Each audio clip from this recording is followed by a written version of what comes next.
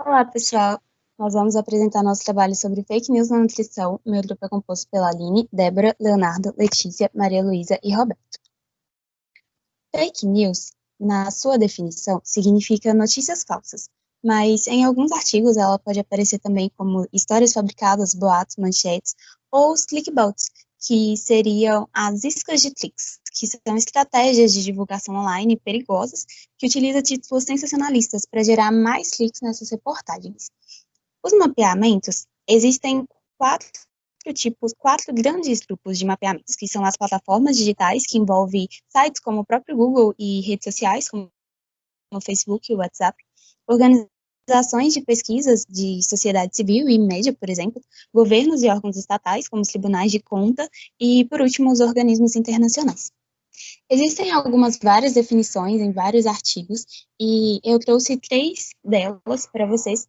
A primeira, como artigos noticiosos, que são intencionalmente falsos e aptos a serem verificados como tal, que podem enganar os leitores. O segundo, como um novo tipo de desinformação política, marcado por uma dubiedade factual, com finalidade lucrativa. E a terceira, como uma diferenciação de fake news claramente identificadas como sátiras, que muitas vezes possuem um valor humorístico, mas há uma ausência de ser óbvia ou não, e isso levanta incerteza sobre ser verídico ou não, o que torna essas sátiras preocupantes. E as fake news, elas são disseminadas de uma forma muito evidente nas redes sociais, e elas também podem influenciar os sistemas políticos, acentuando a polarização política. Mas há algum caminho para combater essas fake news? Um dos artigos que eu tomei como base, ele levanta a hipótese de talvez promover um corte de incentivo financeiro às páginas e perfis que disseminam essas notícias falsas, né? Mas se a gente for pensar na esfera governamental e legal, é um detalhe muito delicado, porque fere a liberdade de expressão das pessoas. E, por fim, eu finalizo minha parte citando a última frase de um dos artigos, que afirma que as restrições legais elas devem ser elaboradas para combater a desinformação, mas sem perder de vista o desafio de respeitar essa liberdade de expressão. Sobre os impactos na alimentação que as fake news causam, eu trouxe um contexto delas, que normalmente pela mídia e pelas redes sociais, as pessoas estabelecem um ideal de beleza e que muitas vezes é inalcançável ou não alcançável de uma maneira saudável. Vendo esse ideal de beleza, influencia na autoestima da pessoa e no comportamento e causa um sentimento de angústia e urgência. E esse sentimento faz com que a pessoa se torne mais suscetível a acreditar em alimentos como milagrosos ou como alimentos vilões. E sobre os impactos da fake news na alimentação, a gente tem que normalmente as fake news não obedecem ao rigor científico e muitas vezes elas desprezam em geral o valor cultural do alimento e apenas colocam em discussão aspectos nutritivos e corporais, que é o caso de você transformar um alimento em vilão ou um alimento milagroso que resolveria esse problema do ideal de beleza, né? E do emagrecimento. E sobre o emagrecimento, a gente tem que, do ponto de vista científico, normalmente as fake news não apresentam a perda de peso a longo prazo, assim como podem acarretar em problemas clínicos e desenvolver transtornos alimentares.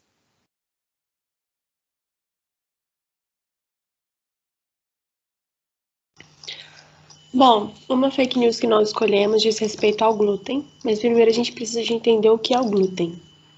Bom, o glúten se caracteriza por um complexo de proteínas presente no endosperma de semente de alimentos como trigo, centeio e cevada, e é uma substância viscoelástica formada pela mistura das proteínas glutenina e gliadina, que está presente em iguais proporções nos cereais, de 1 para 1. A extensibilidade das massas que contêm glúten são conferidas pelas gliadinas e a elasticidade e coesão são conferidas pelas gluteninas. Então, elas são extremamente importantes para a indústria de alimentos. Bom, uma dieta isenta de glúten tem se tornado muito comum na população em geral, sendo que apenas uma pequena minoria tem diagnóstico para doenças relacionadas com essas substâncias, são as doenças celíacas, alergia ao trigo e sensibilidade ao glúten não celíaca. A doença celíaca é sistema, imunomediada e é desencadeada pelo glúten e suas prolaminas, em indivíduos geneticamente predispostos, então ela é uma doença genética. E é caracterizada por um processo inflamatório na mucosa do intestino delgado, causando atrofia das vilosidades intestinais, na má absorção e várias manifestações clínicas. Enquanto isso, a alergia ao trigo, como o nome diz, é uma reação de hipersensibilidade à proteína do trigo. É a proteína específica da gliadina, que é particularmente a ômega 5 gliadina, que é o principal alérgeno que depende do trigo. Geralmente, esses pacientes com alergia ao trigo não são alérgicos às outras prolaminas, presentes em outros grãos, como o centeio e a cevada. Por isso que a sua dieta é menos restritiva do que uma pessoa que tem doença celíaca. Já a sensibilidade ao glúten não celíaca é uma doença muito mal definida ainda.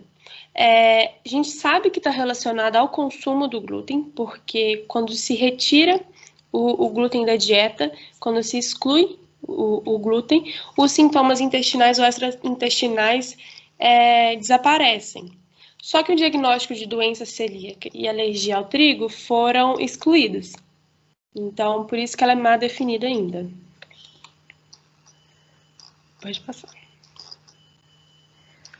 Bom, aqui temos a nossa fake news, que é viver sem glúten. Veja 7 benefícios para quem adere a esse tipo de alimentação. Lembrando que as pessoas que possuem algum tipo de doença relacionada ao glúten correspondem a 1% da população. Então, 99% da população não tem a necessidade de retirar o glúten da dieta. Vamos aí, selecionei 2 benefícios citados por essa reportagem, que são englobados na mesma explicação. A melhora na digestão, contribuindo para a redução de sintomas de diarreia, refluxo e cólicas intestinais causadas pela sensibilidade ao glúten. E reduz inflamações causadas por doenças autoimunes, artrites e problemas intestinais. Veja bem, isso é verdade. Só que a gente tem que entender que é verdade para 1% da população. E os outros 99%? Realmente melhora na digestão, reduz sintomas de diarreia? 99% da população consome glúten diariamente, sem ter problema algum de inflamação causada por essas doenças autoimunes. Então, a gente tem que entender até onde vai essa verdade. Pode passar. Perda de peso de forma rápida, pois a maioria dos alimentos fontes de carboidratos possuem glúten, diminuição da fome e da compulsão e combate à obesidade.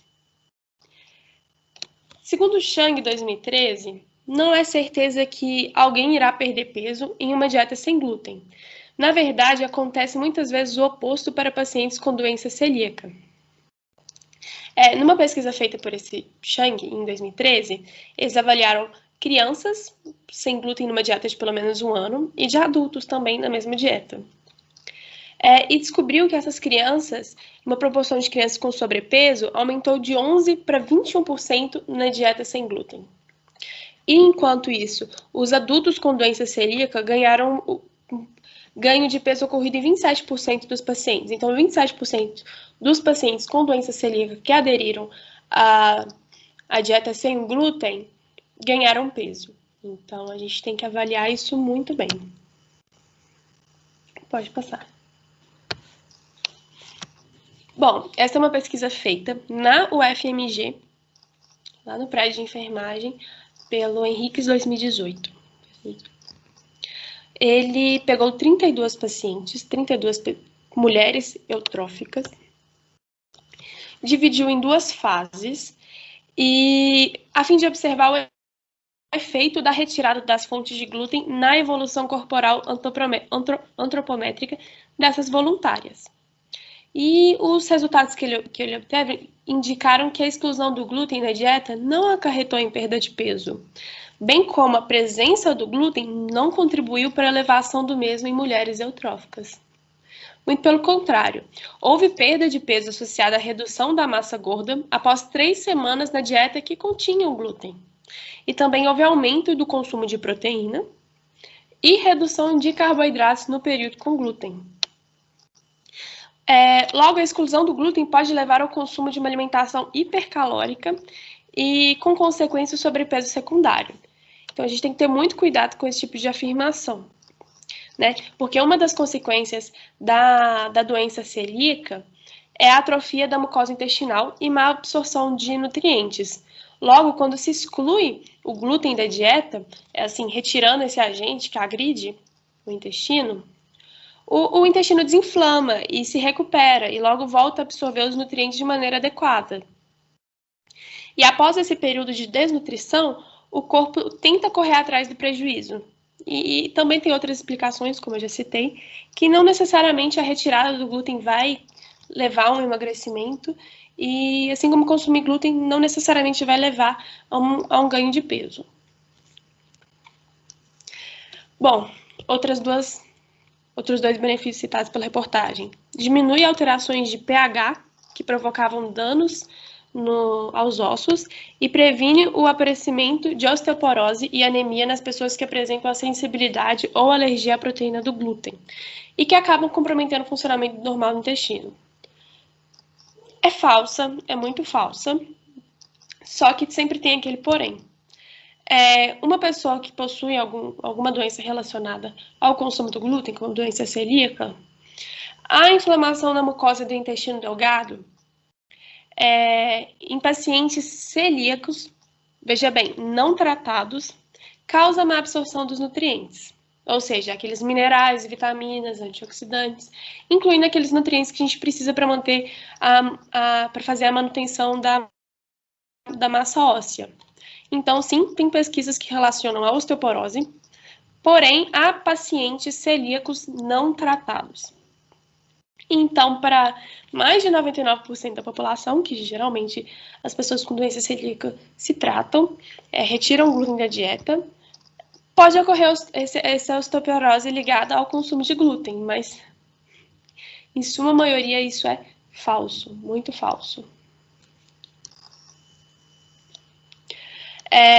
Aqui tem também uma pesquisa de Chang, que ele diz que a noção de que os alimentos sem glúten são mais saudáveis não é necessariamente verdade.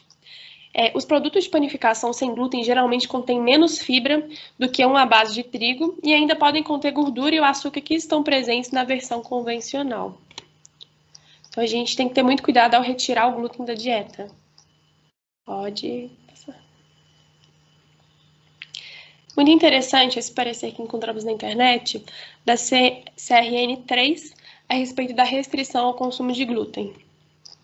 A recomendação indiscriminada para restrição ao consumo de glúten não encontra atualmente respaldo na ciência da nutrição e está em desacordo com o consenso brasileiro sobre alergia alimentar. A recomendação de restrição de consumo de glúten deve ser destinada aos pacientes com diagnóstico clínico confirmado de doença celíaca. E o descumprimento dessa diretriz oferece indícios de infringência ao Código de Ética do nutricionista, por desrespeito ao princípio fundamental, explicitado no seu artigo 1º e pelo descumprimento do artigo 6º, inciso 6, sujeitando os infratores a processo disciplinar e as penalidades previstas na legislação. Esse foi um plenário do CRN 3, da gestão de 2011 a 2014. Então, a gente tem que entender que essa vilanização do glúten é muito preocupante. Porque, sim, ela é prejudicial para pessoas, esse consumo é prejudicial para pessoas que têm algum tipo de doença relacionada ao consumo de glúten, doença celíaca, alergia ao trigo.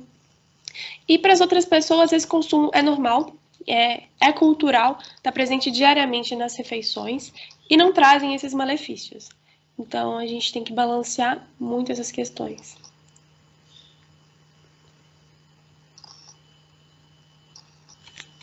Então, a nossa segunda fake news provém dessa imagem aqui que circula na internet há um tempo, e ela fala sobre o óleo de canola. E o que ela fala sobre o óleo de canola? Ela diz que a planta canola não existe e, por isso, é um alimento prejudicial, né? Que era usado para fazer bombas de gás letal e contém um ácido que está matando você e a sua família. Já aparentemente é uma coisa um pouco agressiva, né? E vamos ver aqui por que é falso.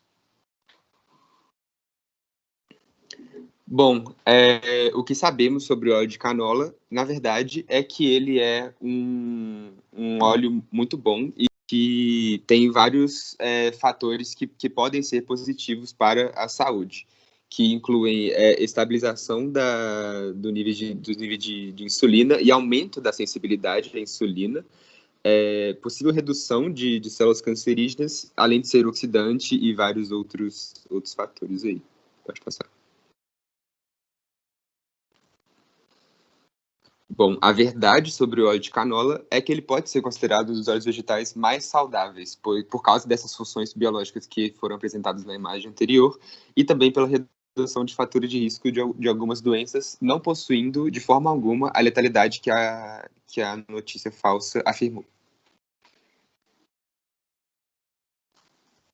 Portanto, pessoal, a gente pode concluir, então, devido a todas essas informações, né, que foram tragas, da importância de conferir esses dados vinculados a essas matérias na internet, né? Então, nós, como estudantes de nutrição e, né, pessoas que acessam a internet, usuários, a gente tem que sempre buscar ser críticos, éticos e também coerentes com o que a gente está postando, compartilhando. Então, buscar sempre artigos científicos em algum desses sites, por exemplo, né, que é a PubMed, o CAPES Periódicos, a Cielo, Medline, e que, por a gente estudar em uma universidade federal, a gente tem esse acesso gratuito e ilimitado, né? Então, que a gente possa sempre fazer uso e poder levar o que for mais verdade possível para a população, para os nossos amigos, nossos futuros pacientes e clientes. Então, para a gente ver que realmente a internet é um ciclo sem fim de fake news e que a gente que tem que ser os propagadores de verdade nela, né? Agora um pouquinho sobre nossas referências. E gostaríamos de agradecer se você chegou até aqui. E se inscreva no canal, já deixa seu like. Muito obrigada pela participação e paciência. E até a próxima, pessoal. Tchauzinho para vocês.